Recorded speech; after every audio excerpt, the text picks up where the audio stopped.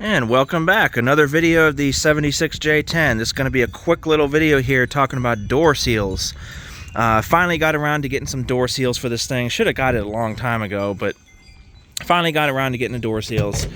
Now, they're both installed, and I'm going to show you guys some quick little tips on how to install these door seals. It's very easy, actually.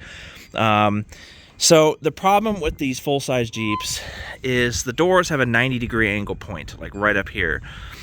This one is not exactly 90, it's like, what, 70 degrees or 60 degrees, whatever it is, but it's not a 90-degree angle, so this one is not really the one in question.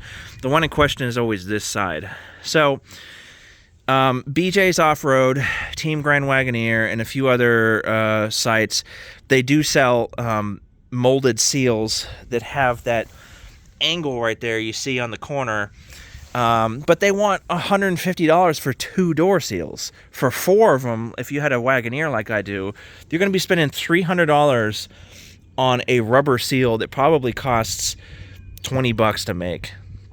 I don't know how much it costs to make, but they're charging a huge premium because they're the only ones that have them, and I have issues with something like that. I understand you want to make money off of something or whatever, especially if you're the only one that makes it or whatever, but charging a gigantic premium like that just for the 90-degree angle is ridiculous. So, universal door seals, they do work.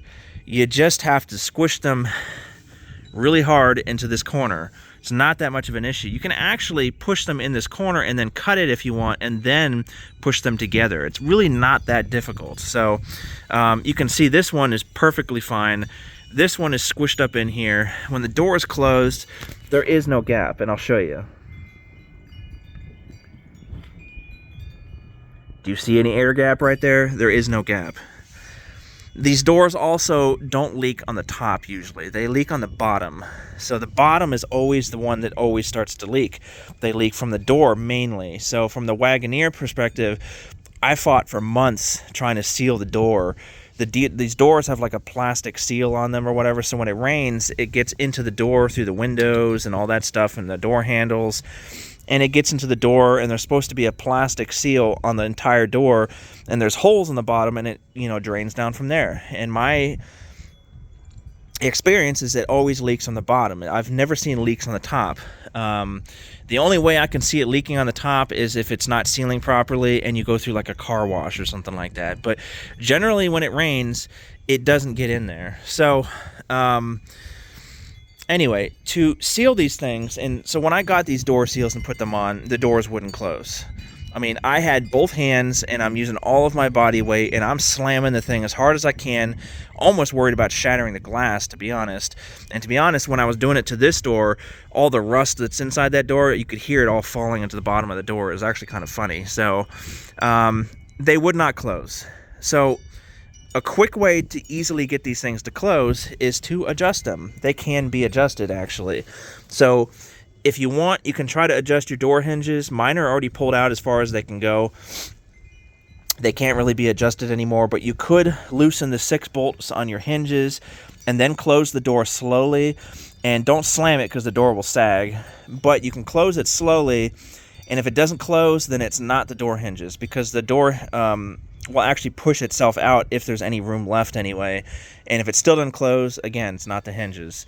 So what you do is you take them off, you take your hammer, and you pound these things back. These little lips right here, you can see mine is welded because I had to replace this entire floor pan. So the floor pan had a lip, and I welded it to the existing lip that's already there. So anyway, you pound those back, and what it does, get this thing back on. What it does is it moves these door seals back. That gives you more room to close the door. Another trouble area on these, at least the J10s, is the seatbelt right here pushes right up against that lip.